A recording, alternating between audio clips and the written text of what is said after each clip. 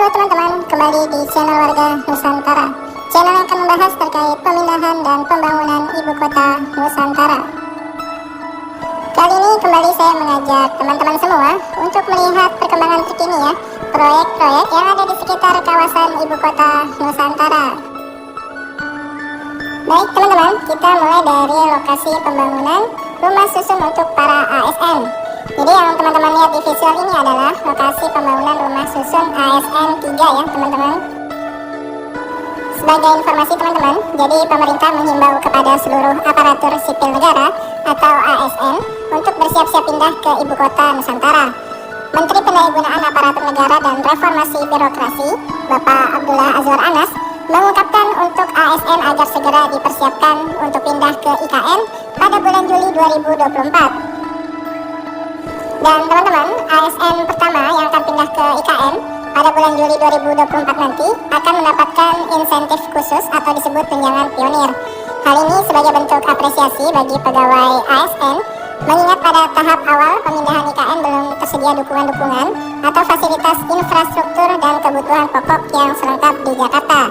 Bapak Anas mengungkapkan skenario pemindahan ASN ke IKN dilakukan secara bertahap, sesuai dengan persiapan kelembagaan dan ketersediaan hunian bagi ASN.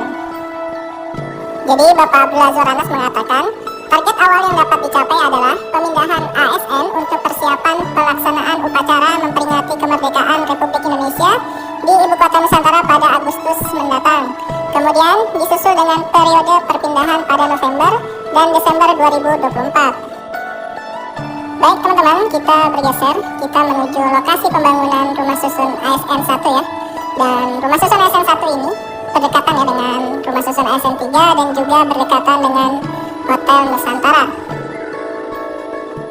Dan sebagai informasi teman-teman, jadi ASN yang akan pindah ke Ibu Kota Nusantara itu ditetapkan ya kriteria kompetensi, diantaranya harus menguasai literasi, multitasking, menguasai substansi mengenai prinsip IKN, serta mampu menerapkan nilai-nilai berakhlak atau berorientasi pelayanan, akuntabel, kompeten, harmonis, loyal, adaptif, dan kolaboratif.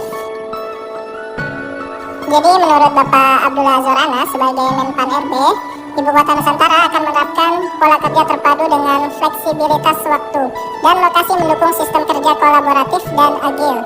Karenanya perlu talenta-talenta yang adaptif, kolaboratif yang menguasai digitalisasi, sehingga siap untuk mendorong akselerasi roda layanan pemerintahan di Ibu Kota Nusantara. Nah teman-teman, kita bergeser kembali. Saat ini kita menuju lokasi pembangunan Hotel Nusantara. Jadi teman-teman, Hotel Nusantara merupakan hotel pertama ya yang dengan status bintang 5 yang berada di Ibu Kota Nusantara. Jadi teman-teman, Hotel Nusantara ini dibangun oleh bos properti Agung Sedayu Group, Bapak Sugianto Kusuma alias Bapak Aguan. Dan rencananya hotel akan selesai dan siap dibuka pada bulan Agustus tahun 2024. Saat ini pengerjaannya sedang dikebut ya teman-teman. Dan teman-teman, Hotel Nusantara ini memiliki 200 kamar ya, yang rencananya akan siap pakai pada 17 Agustus tahun 2024. Diperuntukkan ya untuk para tamu-tamu yang akan mengikuti upacara kemerdekaan Republik Indonesia di Ibu Kota Nusantara. Hotel Nusantara ini teman-teman dibangun dengan luas 20.164 meter persegi dan dengan tinggi bangunan mencapai 43,10 meter.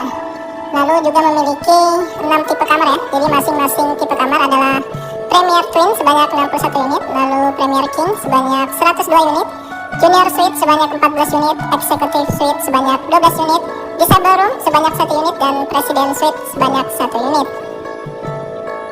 Pembangunan Ibu Kota Nusantara saat ini teman-teman ya sudah terlihat wujudnya, bukan lagi hamparan tanah kosong dengan berbagai alat berat. Gedung-gedung di Ibu Kota Nusantara sudah terlihat wujudnya meskipun belum rampung benar. Kepala Badan Otorita Ibu Kota Nusantara, Bapak Bambang Susantono menjelaskan sejumlah infrastruktur ditargetkan sudah harus selesai pembangunannya sebelum 17 Agustus tahun 2024. Beberapa diantaranya adalah Istana Negara dan Hotel Nusantara. Kedua infrastruktur tersebut harus siap dipakai pada pelaksanaan upacara kemerdekaan di Ibu Kota Nusantara pada 17 Agustus tahun 2024 bersama Presiden Joko Widodo. Satuan Tugas Pelaksanaan Pembangunan Infrastruktur Ibu Kota Nusantara melakukan serangkaian proses untuk memastikan upacara kemerdekaan ke-79 Republik Indonesia siap digelar di Kota Nusantara. Menurut Ketua Satgas Pelaksanaan Pembangunan Infrastruktur IKN Bapak Danis Hidayat Sumadilaga mengatakan, kami harapkan pembangunan dapat tuntas tepat waktu sesuai target. Ia mengatakan pembangunan infrastruktur IKN harus tepat mutu, tepat biaya, tepat guna, dan tepat waktu dengan menjaga kualitas, kesehatan, keselamatan, keamanan, dan lingkungan dalam pengerjaan pembangunan.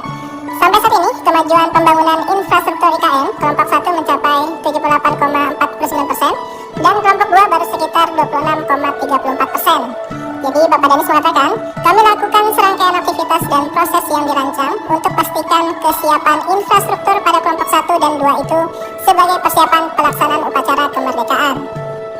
Infrastruktur yang masuk dalam kelompok 1 meliputi kawasan Istana Presiden yang mencakup gedung kantor Presiden, Istana Negara, lapangan upacara, dan kantor Kementerian Koordinator atau Kemenko.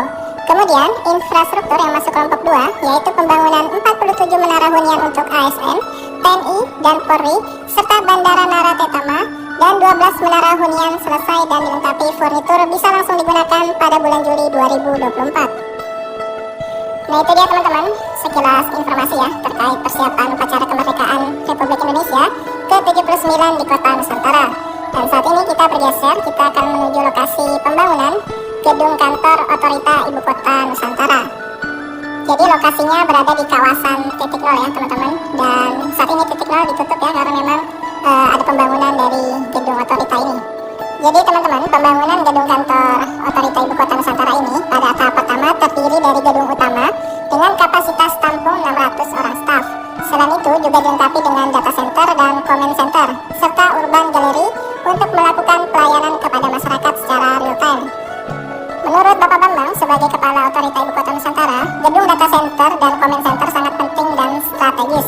Data center inilah yang menjadi pusat kendali Smart City atau kota cerdas di Ibu Kota Nusantara. Kantor Otorita Ibu Kota Nusantara juga akan menerapkan konsep Smart, Green, dan Sustainable Office yang mendorong budaya dan cara kerja baru serta menjadi contoh untuk kantor-kantor di Indonesia. Lalu kita bergeser lagi nih teman-teman. Di bawah ini adalah lokasi pembangunan Rumah Sakit Hermina ya. Jadi Rumah Sakit Hermina merupakan salah satu ya dari 4 rumah sakit yang ada di Ibu Kota Nusantara. Selain dari Rumah Sakit Mayapada, Rumah Sakit Abdi Waluyo, dan Rumah Sakit Kementerian Kesehatan.